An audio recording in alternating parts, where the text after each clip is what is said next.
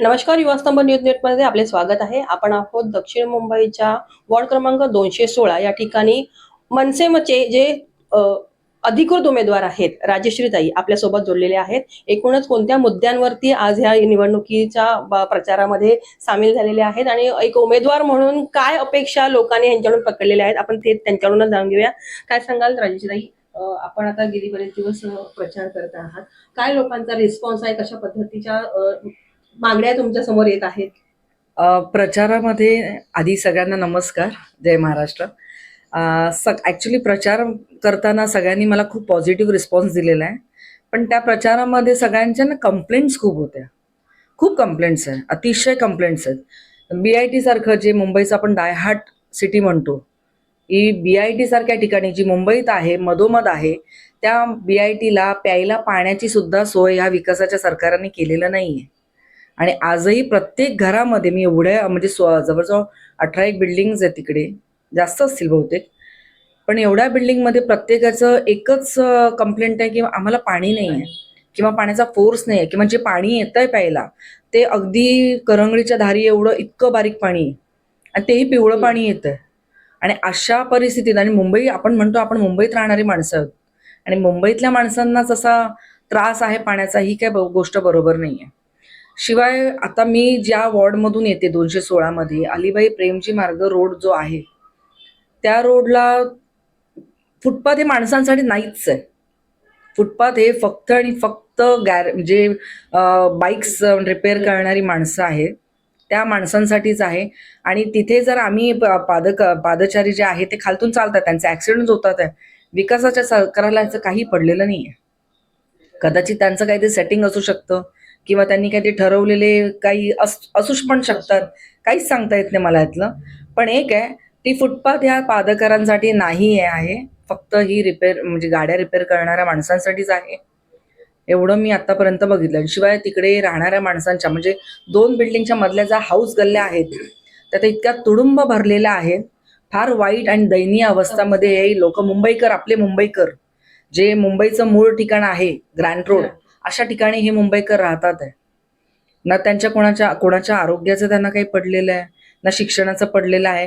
आपल्याच या 16 नंबरच्या वॉर्डमध्ये, 216 नंबरच्या वॉर्डमध्ये एक BMCचं हॉस्पिटल सुद्धा आहे. ते हॉस्पिटल फक्त म्हणजे औपचारिकता आहे, फक्त मलमपट्टी करणं, की त्याच्यामध्ये काही असं नवीन तंत्रज्ञान आलंय किंवा नवीन काही मशिनरी आल्यात किंवा काही बायकांची डिलिव्हरी होऊ शकते, प्रसूतिगृह काहीच नाहीये. फक्त ते डॉक्टर आहेत, ते फक्त मलमपट्टी करण्याचं, कारण यंत्रणा नसल्यामुळे नायरला पाठवा, केमला पाठवा, भगवतीला पाठवा, ट्रॉमाला पाठवा, तिथे बोजा वाढवतात. पण डिस्ट्रीब्यूट करून इकडेच जर तंत्रज्ञान वाढवलं तर तिथेही लोकांची गर्दी होणार नाही ना. मग BMCचं हे काम आहे, जे आपल्या आधी जे सरकार होतं किंवा जे नगरसेवक होते त्यांचं हे काम होतं की हा वॉर्ड आतापर्यंत एवढा नीटनेटका राहिला पाहिजे होता की तिथे येऊन लोकांनी आपल्याला सगळ्यांच्या वाहवाच करायला पाहिजे होत्या. पण त्या आधीच्या BJP सरकारवर चांगलेच लोकांचा रोष आहे, हे या प्रचारातनं मला लक्षात आलेलं आहे. मुंबईकरांनी गेल्या काही काळामध्ये खूप मोठं राजकारणाचं उलाढाल पाहिलेली आहे. आता राजसाहेब आणि उद्धव साहेब एकत्र आल्यामुळे आता लोकांचे कशा पद्धतीने बघण्याचा दृष्टिकोन आहे, काय त्यांच्या आशा आहेत आपल्याकडून? आता युती झाल्यानंतर काल तुम्ही सभा बघितली असेल, एवढा मॉप होता. आणि मला वाटतं 2 भाऊ एकत्र आल्यानंतर जो आनंद एका आईला होतो ना, त्यापेक्षा जास्त आनंद आहे आपल्या मुंबईकरांना झालेला आहे. याचं कारण असं आहे, कारण एक आशेचा दिवा, आशेचं किरण ह्या मुंबईकरांना दिसलाय. कारण त्यांना माहितीये एखादी जहांगिरी घेतल्यासारखं राज्य आपल्यावर कोणतरी करतं आणि आपण विकत घेतल्यासारखं इथे पळा तिथे पळा, ह्यांनी विकत घेतलं आता तिथे टाकले, असं नाही करायचं. राज ठाकरे साहेब आणि उद्धव ठाकरे साहेब एकत्र आल्यामुळे आता ह्या मुंबईकरांचं जे काय भविष्य आहे ते फार छान होणार आहे. आणि दुसरी गोष्ट, जे BMC जे देशामध्ये राज्य करू शकले ते या सर्वसाधारण लोकांसाठी काहीच केलेलं नाहीये. पण आता जे BMC जर त्यांच्या ताब्यात गेली तर मात्र या मुंबईकरांना दुसरं कोणीच वाली राहणार नाही.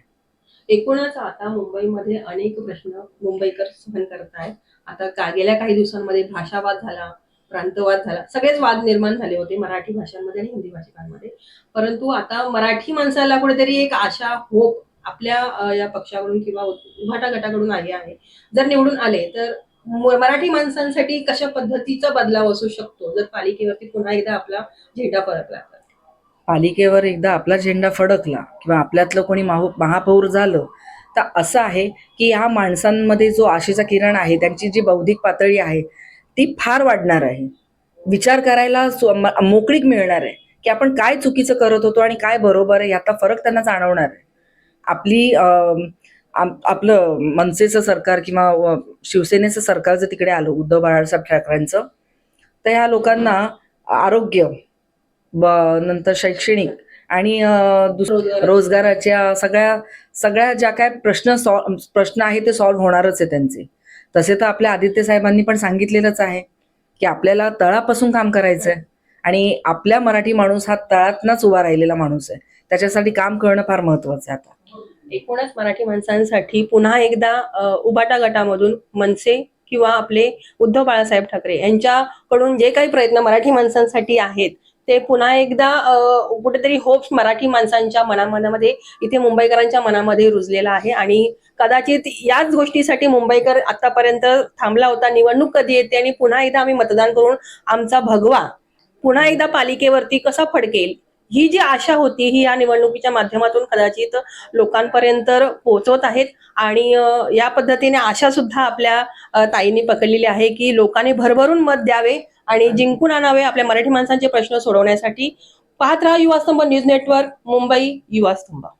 ॲक्च्युली आम्ही जेव्हा बाईक रॅलीज घरोघर प्रचार करतोय त्यामध्ये लोकांमध्ये खूप आनंदाचं वातावरण दिसतंय. ज्याप्रमाणे राजसाहेब आणि उद्धव साहेब एकत्र आलेले आहेत त्यामुळं मराठी माणसामध्ये म्हणजे विचार नाही करू शकत एवढा मोठा आनंद आहे. त्यानंतर आमचा विभागाचा विचार जर केला तर विभागातला जो पहिला नगरसेवक होता त्यांनी कधीही लोकांच्या हितासाठी कधी काम केलं नाही आहे. इकडं विभागामध्ये रिडेव्हलपमेंटचा विषय आहे, पाण्याचा विषय आहे, खड्ड्यांचा विषय आहे, वॉटर मीटर गटच, म्हणजे अनेक विषय उभे आहेत. आता आम्ही लोकांना भेटतात त्यात बरेचसे प्रश्न सांगत आहे. अक्षरशः आमच्या इथं काही लोकांना म्हणजे जे जेव्हा प्रचारात आहे त्या लोकांना हकलवलं जाते का तुम्ही इकडे येऊ नका म्हणून. कारण की राजश्रीताईच्या माध्यमातून आम्ही त्यांना हे सांगतोय का तुमचे जेही प्रश्न असेल हे आम्ही एकदम सोप्या गतीने कसे होईल त्याच्यासाठी आम्ही प्रयत्न करणार आणि आम्हाला आदर्श वॉर्ड पुन्हा दक्षिण मुंबईमधला हा आदर्श वॉर्ड आपल्याला बनवायचा आहे. हा आपण प्रत्यक्ष प्रयत्न करणार आहे. पाण्याचा सुद्धा प्रश्न आहे या ठिकाणी आणि डेव्हलपरमध्ये सुद्धा बरेच अडचणी लोकांना येत आहेत की रिडेव्हलपमेंटच्या नावाखाली सुद्धा लोकांना घरं खाली करायला होत आहेत. हे सुद्धा प्रश्न कशा पद्धतीने तुमच्यासमोर आलेले आहेत का लोकांना? ॲक्च्युली मला मागच्या 1 वर्षापासून मला काही लोक भेटत होती पण कसं लोक समोर येत नाहीत. पण त्यांनी आम्हाला असं सांगितलं का रिडेव्हलपमेंटच्या नावाखाली लोकांना कधी पाण्याचा प्रॉब्लेम केला जातोय, कधी लाईटचा प्रॉब्लेम केला जातो. आमचं जसं BITमध्ये बऱ्याच वेळ लाईट नसते, कधी कधी पाणी नसतो, तर त्यामुळे असं प्रकारे रिडेव्हलपमेंटच्या हिशोबाने लोकांना घाबरवलं जातं. आपल्या चॅनलच्या माध्यमातून या विभागातील लोकांना काय उद्देश कराल, काय आवाहन कराल? मी आपल्या चॅनलच्या माध्यमातून ही रिक्वेस्ट करेन त्यांना का तुम्ही या विभागामधले नागरिक आहात, तुम्हाला कुठे घेऊन जायची गरज नाही. आम्ही महाराष्ट्र नवनिर्माण सेना, महाराष्ट्र सैनिक तुमच्या पाठीशी उभे आहात. तुम्ही एक संधी आम्हाला द्या, ताईंना द्या, आम्ही त्याचं सोनं नक्कीच करू. राजसाहेबांनी वारंवार सांगितलं एकदा तरी आम्हाला निवडून द्या, आपण जी ब्ल्यू प्रिंट काढलेली आहे त्यानुसार आपण महाराष्ट्रामध्ये बदलाव घडवून आणू. काय वाटतं या निवडणुकीमध्ये लोकांचा पाठिंबा कसा असेल आणि पुऱ्या महाराष्ट्रामध्ये आपल्या नवनिर्माण सेनेच्या जे काही उमेदवार उभे आहेत लोकांचा पाठिंबा त्यांना असेल की नाही, कशा पद्धतीने तुम्ही आता आशा बघता? आम्हाला नक्कीच विश्वास आहे का येणाऱ्या महानगरपालिकेमध्ये आमचाच महापौर, मराठी महापौर बसणार आहेत आणि आमचे ताईसुद्धा नगरसेवक त्यामध्ये असाल हीच आमच्या सर्वांची इच्छा आहे. निष्पक्ष बातम्या, नवा दृष्टिकोन. युवास्तंभ न्यूज नेटवर्क.